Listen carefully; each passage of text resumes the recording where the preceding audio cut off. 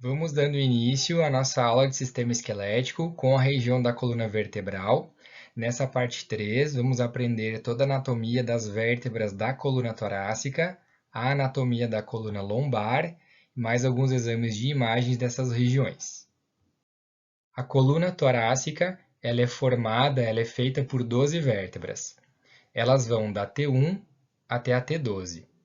Essas 12 vértebras são vértebras muito similares, muito parecidas anatomicamente. Elas possuem os mesmos acidentes anatômicos. Nesta imagem, nós estamos observando uma vértebra torácica T6 na vista lateral. O número 1 está mostrando, então, o corpo vertebral. O número 2, a faceta articular superior da vértebra. E o número 3, a faceta articular inferior da vértebra. Lembrem que as facetas articulares são os pontos de contato de uma vértebra com a outra vértebra. O número 4 está mostrando o processo transverso. Comparando com uma coluna cervical, o processo transverso das torácicas é muito maior. O número 5 está mostrando o processo espinhoso. O processo espinhoso das vértebras torácicas é um ponto de referência que diferencia essas vértebras das outras vértebras das outras colunas. O processo espinhoso ele é verticalizado e alongado. Número 6 está mostrando a fóvea costal superior e o número 7 a fóvea costal inferior. A fóvea costal superior e inferior elas ficam localizadas na parte de trás do corpo, a parte posterior do corpo, próximo às facetas articulares superior e inferior. Na fóvea costal superior e na fóvea costal inferior é o ponto de contato da vértebra com a costela.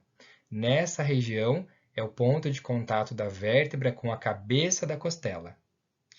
Nós encontramos no número 8 mais uma fóvea costal.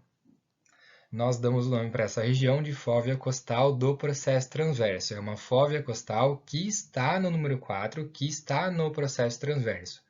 Por isso que recebe esse nome de fóvea costal do processo transverso. Também vai ser um ponto de contato da vértebra com a costela, mas nessa região é o ponto de contato da vértebra com o tubérculo costal da costela. Nós estamos observando uma vértebra torácica na vista superior, ou seja, a parte de cima da vértebra. O número 1 está mostrando o corpo vertebral. Nesse outro ângulo, nós observamos que o corpo vertebral ele tem um formato mais triangular. O número 2, encontramos a região do forame vertebral, é o ponto de passagem, então, da nossa medula espinhal. O número 3 está mostrando o processo transverso, tanto no lado direito como no lado esquerdo é o processo transverso. Comparando com a vértebra cervical, o processo transverso da torácica é muito maior e ele não possui o forame transversário. O número 4 encontramos o processo espinhoso. O número 5 encontramos a lâmina. Tanto no lado direito como no lado esquerdo são as lâminas que se juntam para formar o processo espinhoso. O número 6 está mostrando a faceta articular superior da vértebra. O número 7, encontramos aqui nessa região o pedículo. O pedículo ele é uma ponte de ligação do corpo vertebral, que é o número 1, com os processos transversos, o processo espinhoso, com a faceta. Então, ele vai ligar essas estruturas. Então, aqui nós encontramos a região do pedículo em uma vértebra torácica. Número 8, encontramos a fóvea costal superior. E o número 9, encontramos a fóvea costal do processo transverso. A fóvea costal superior ela está localizada na parte de trás, na parte posterior do corpo vertebral, e é o ponto de contato da vértebra com a costela. Nessa região é o ponto de contato, então, da vértebra com a cabeça da costela. E o número 9, a fóvea costal do processo transverso, também é o ponto de contato da vértebra com a costela, mas nessa região, então, é o ponto de contato do tubérculo costal da costela com a vértebra. Esses foram, então, os acidentes anatômicos de uma vértebra torácica. Vamos analisar alguns detalhes anatômicos da nossa coluna torácica, então. A sua principal característica é de apresentar um processo espinhoso mais alongado, delgado e verticalizado. Observem na imagem número 1, nós estamos observando uma vértebra torácica na vista lateral e nós conseguimos observar esse detalhe do processo espinhoso. Ele é um processo espinhoso mais alongado, ele é maior do que os outros processos das outras colunas, ele é delgado, delgado significa que ele é mais fino, e ele é verticalizado, ou seja, ele está apontando para baixo. Então isso é uma grande característica das vértebras da coluna torácica. As fóveas costais, elas vão servir de ponto de inserção para as costelas. As costelas sempre fazem articulação e se encaixam nas fóveas costais das vértebras. A faceta articular superior da costela, ela se articula com a fóvea costal inferior da vértebra que está acima. Como que a costela vai se encaixar na vértebra, então? Observe na imagem número 5, sempre uma costela ela vai se articular no meio de duas vértebras. Então, a cabeça da costela ela vai estar localizada no meio de duas vértebras, bem na região ali do disco intervertebral.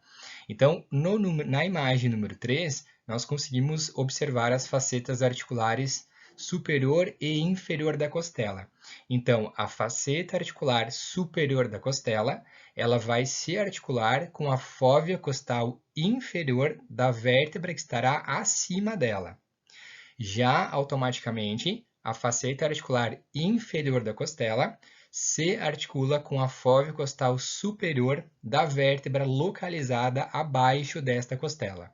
Sempre vai ser a faceta articular superior se articulando com a fóvea costal inferior da vértebra de cima e a faceta articular inferior se articulando com a fóvea costal superior da vértebra de baixo, ou seja, uma costela ela toca em duas vértebras, está no meio de duas vértebras. O corpo vertebral ele tem um formato triangular. Observem na imagem número 2, a gente está observando uma vértebra torácica na vista superior e ela tem também uma outra característica, além do processo espinhoso, o corpo vertebral ele vai ter um formato um pouco mais triangular. Nós estamos observando um exame de imagem de uma coluna torácica AP. Neste exame, o raio central entra na região anterior da coluna e sai na região posterior. Observem sempre os ossos que aparecem na imagem, o seu formato, a sua anatomia. Isso vai auxiliar para a gente identificar os diagnósticos radiográficos. Na imagem, nós estamos observando toda uma coluna torácica, das vértebras de T1 até T12. O número 1 está mostrando a região dos pedículos. Observem que essa estrutura mais quadriculada que mostra nas vértebras é o corpo vertebral e ao lado nós encontramos duas estruturas mais arredondadas, que são os pedículos que está mostrando no número 1.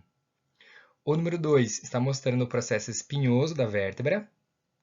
O número 3, o processo transverso da T10. O número 4 está mostrando o corpo vertebral da T8, a parte inferior do corpo vertebral da T8. O número 5, o disco intervertebral entre a vértebra T8 e T9.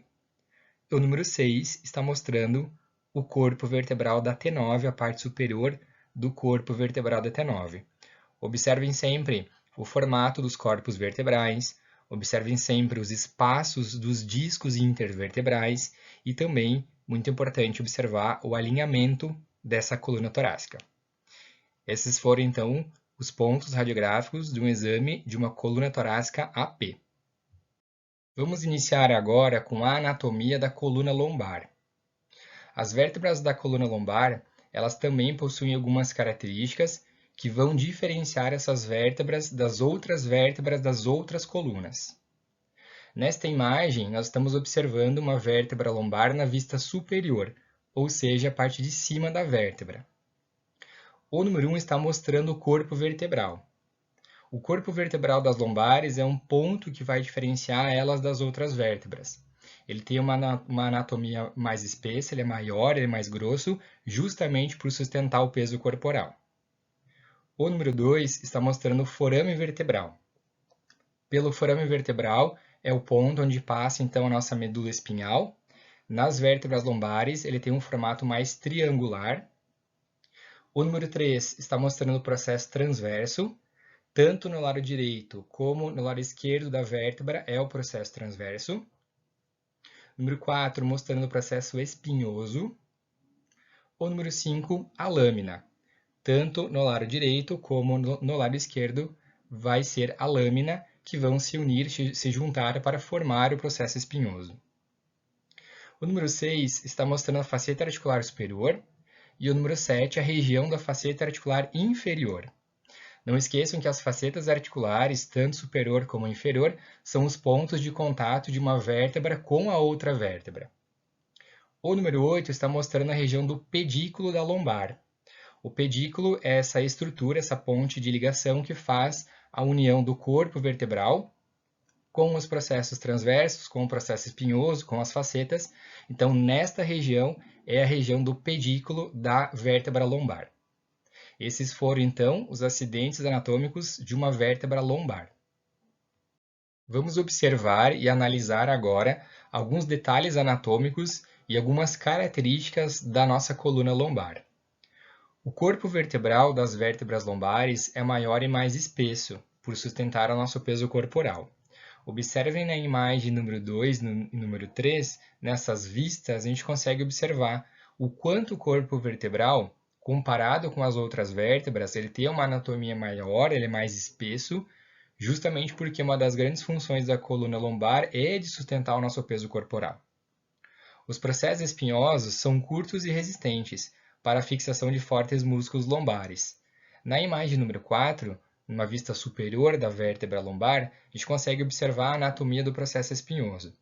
Comparando com as outras vértebras, ele tem uma anatomia menor, ele é mais curto, ele é uma estrutura muito resistente, justamente porque nessa região vão ser inseridos músculos da região lombar e também da região abdominal. O forame vertebral tem formato triangular. Na imagem número 4, a gente consegue analisar esse detalhe. O forame vertebral ele tem esse formato mais triangular e por ele, então, vai passar a nossa medula espinhal.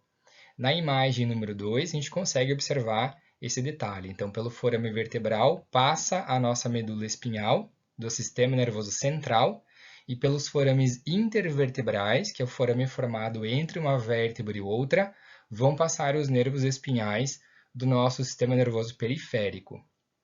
A imagem número 1 está mostrando, então, toda a coluna lombar agrupada, as vértebras articuladas, de L1 até a L5. Nós estamos observando agora um exame de imagem de uma coluna lombar em perfil. Observem sempre os ossos que aparecem na imagem, observem a sua anatomia, o seu formato. Isso vai facilitar para a gente identificar quais são os acidentes anatômicos das imagens. Nesta imagem, nós estamos vendo uma última vértebra torácica, uma T12, toda a coluna lombar de L1 até L5 e as duas primeiras vértebras do sacro, S1 e S2. O número 1, 2 e 3 está mostrando o corpo vertebral da L3.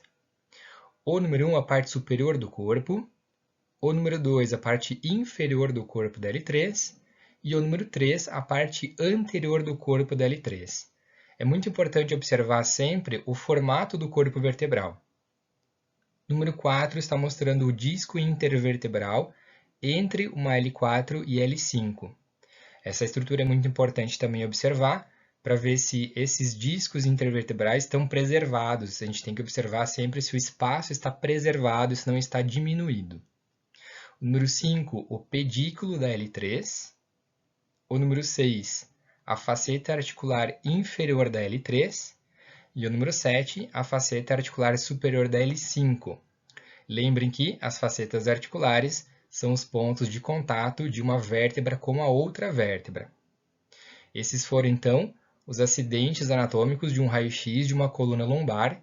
Finalizamos, então, agora a anatomia da coluna torácica e também da coluna lombar.